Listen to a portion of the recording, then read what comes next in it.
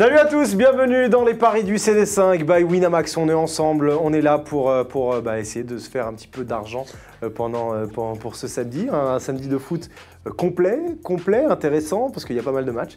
On va pouvoir essayer de décocher les petites cotes sympathiques avec Fares Hachem. Salut Romain, salut Dom. Comment ça va? Ça va. En demi-vacances. En demi-vacances, ça y est, tu t'es libéré de ta semaine de CPE ouais, pour être avec nous là. C'est ça, donc je vais pouvoir un peu plus dormir. Pourquoi demi-vacances? On est samedi matin. On va travailler à le Boxing Day.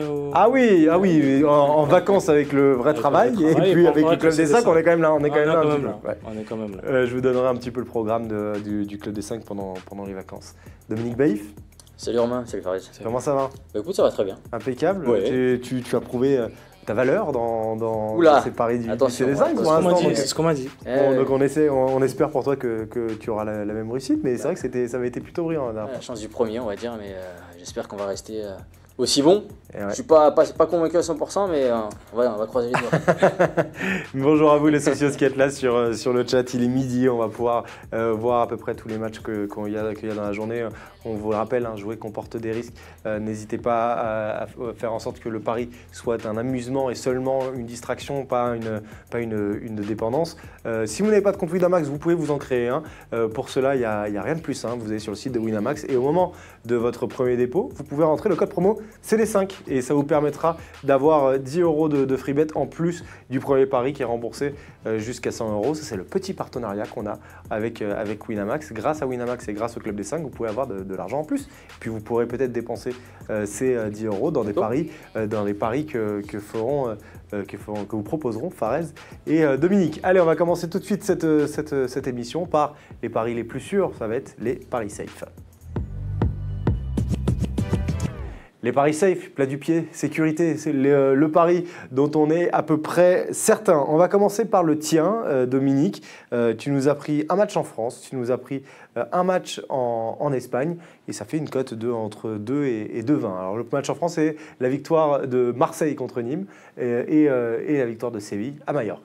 Oui, pour revenir sur le match de Ligue 1 entre Marseille et Nîmes, c'est vrai que cette équipe de Marseille reste sur un match nul assez poussif face à Metz, mais elle reste sur une très, très bonne dynamique. Et avant cette mini-trêve, à domicile, face à une équipe qui est aux abois depuis le début de la saison, je vois cette équipe marseillaise vraiment faire le travail. Alors, ce sera peut-être pas génial, mais au moins assurer la victoire, tout simplement. C'est ce qu'on retiendra sur ce week-end. Donc, c'est pour cette raison que je vois cette.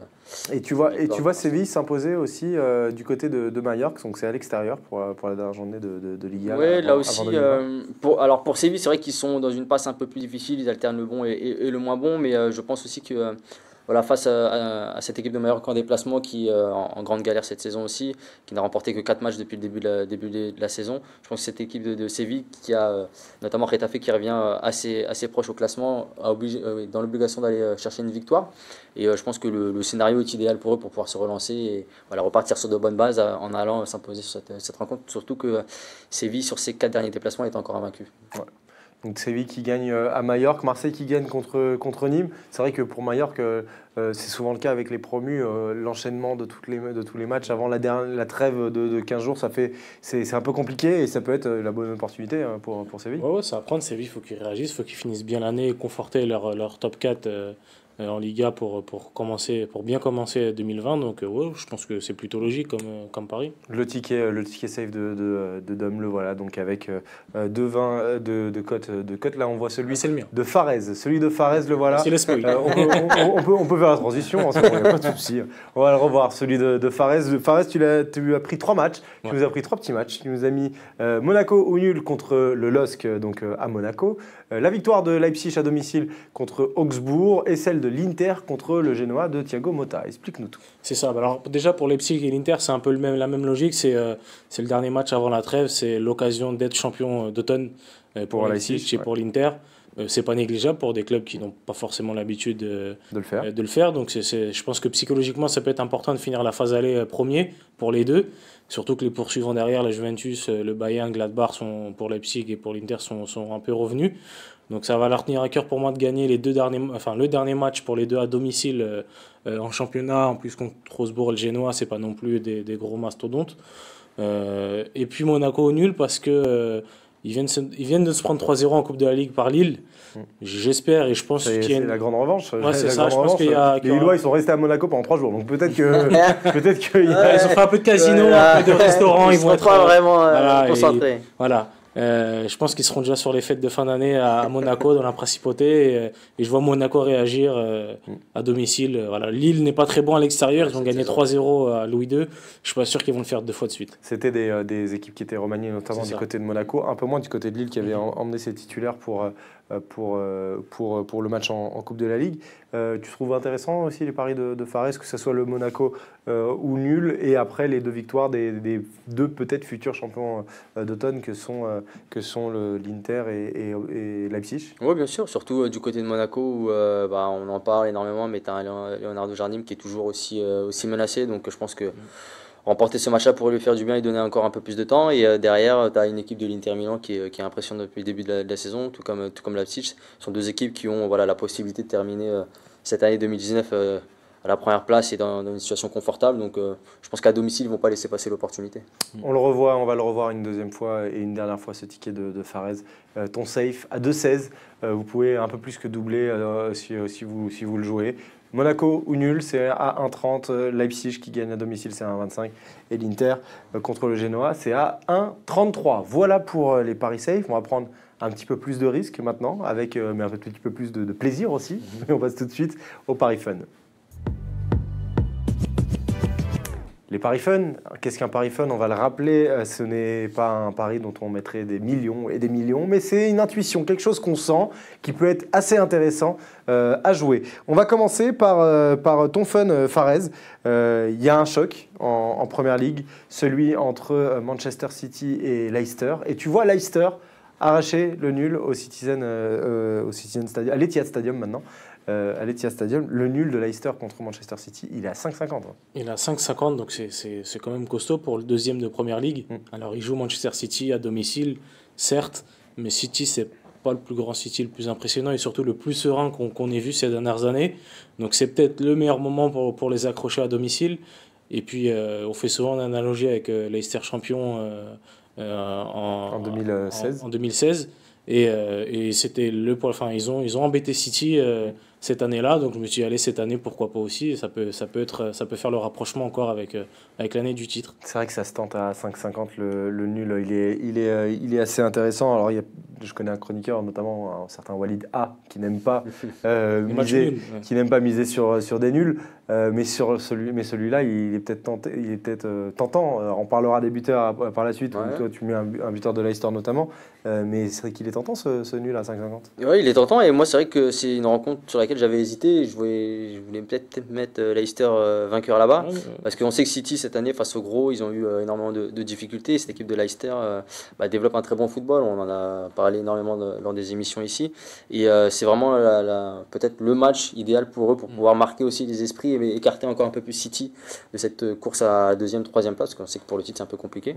Donc oui, clairement le match nul pour moi est jouable, et une belle surprise serait une victoire, mais le match nul, oui, c'est... On va redonner les cotes pour se donner mal à la tête. Donc le match nul de Leicester contre City, il est à 5,50. La victoire de Leicester, elle est à 7,50. Et le Leicester au nul, il est à 2,80. Donc si vous êtes intéressé par une perf de Leicester du côté de City, vous pouvez la donner. Deuxième fun, on va partir de ton côté, on va aller en France avec un match entre Strasbourg et Saint-Etienne. Et toi, tu vois Saint-Etienne s'imposer à la Méno contre Strasbourg. C'est à 3,90 quand même. 3,90 la cote de Saint-Etienne, quasi quadruplé.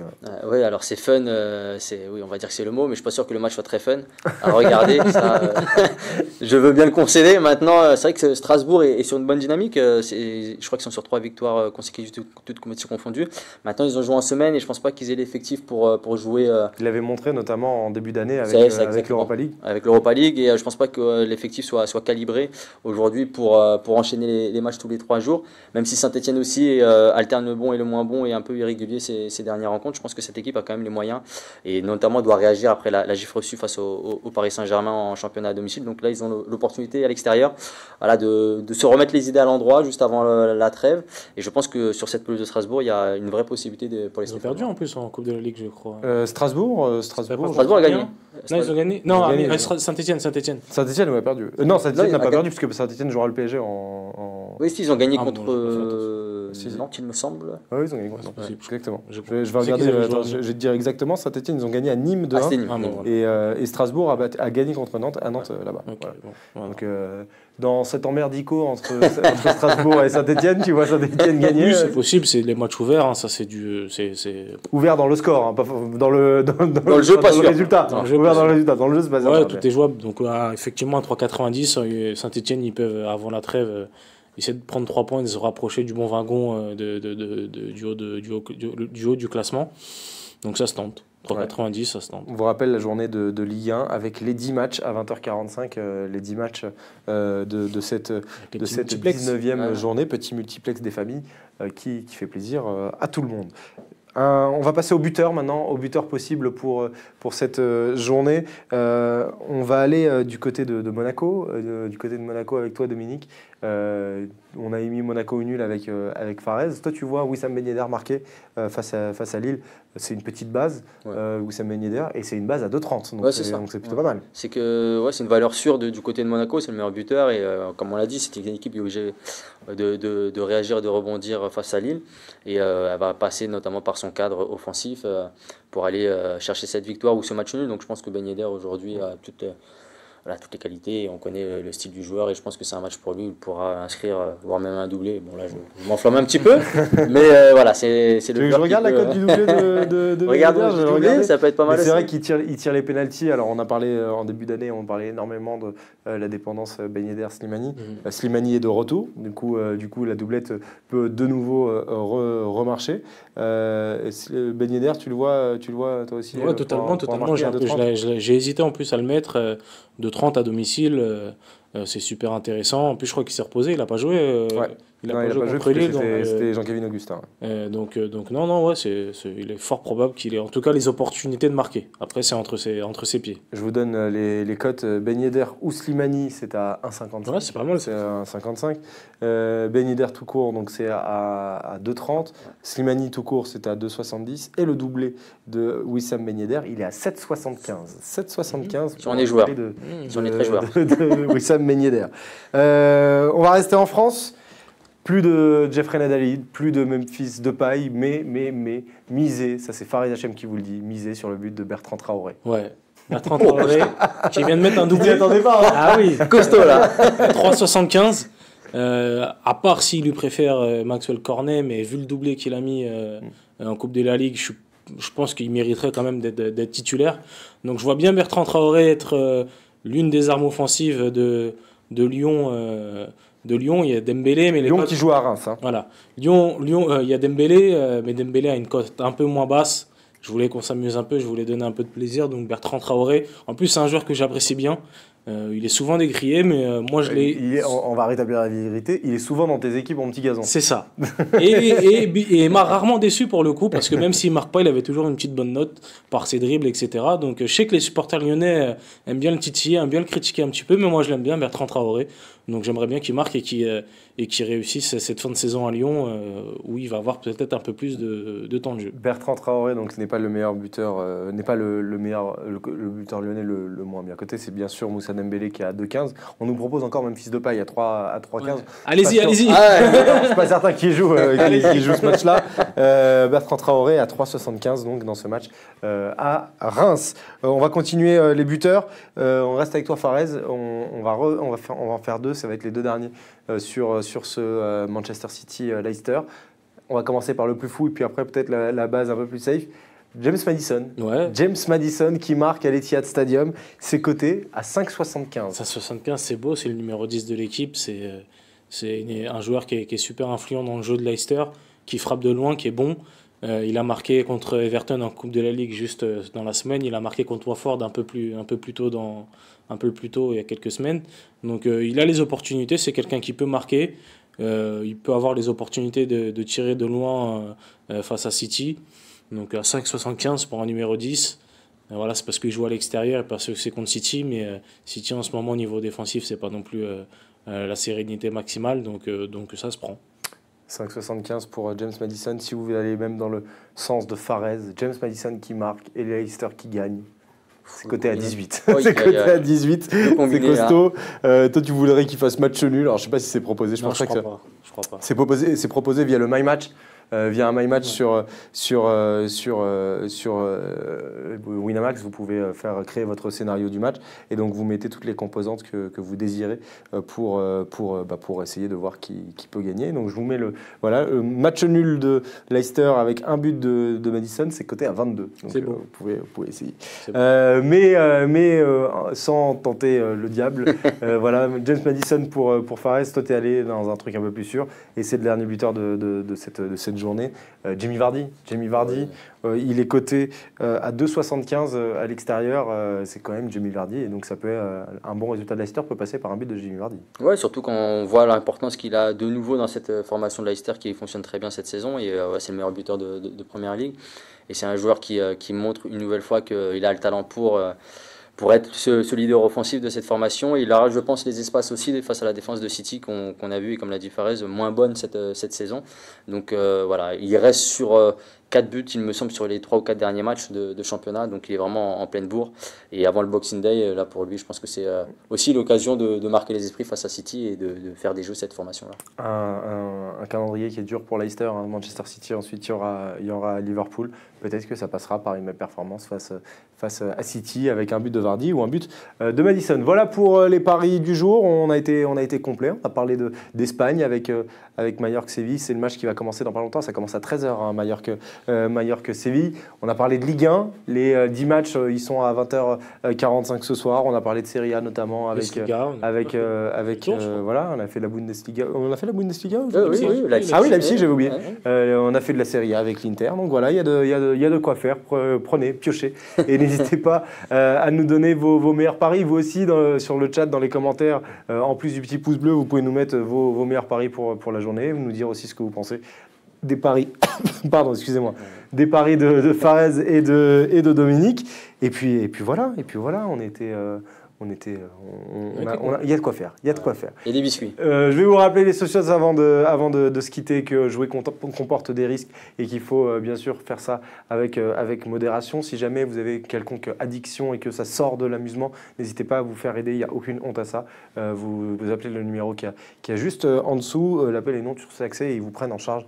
Voilà, pour éviter qu'on se mette dans la merde pour juste du foot, quoi. Juste du foot. Ça doit y rester du plaisir. Exactement. Et pour ceux qui n'ont pas de compte Winamax, vous pouvez vous en créer un sur le site. Et lors du premier dépôt, grâce au Club des 5, vous pouvez avoir 10 € de free bet en plus qui vous sont offerts. Le premier pari, il est remboursé jusqu'à la hauteur de 100 €. Et en plus de ça, Winamax et le Club des 5 vous offrent 10 € de free bet. Merci Fares Hachem, merci Dominique Baïf, merci Arthur Lalaurie qui a réalisé cette émission avec Emen Archan qui a été à la prod. Passez une très très bonne journée, de bons paris, de bons matchs. Et puis on va se donner rendez-vous ce soir dans le débrief du Club des 5. Ce sera au tour de Samuel Vasselin. Bonne soirée et à ce soir. Ciao. Bonne journée, pardon, et à ce soir. Ciao.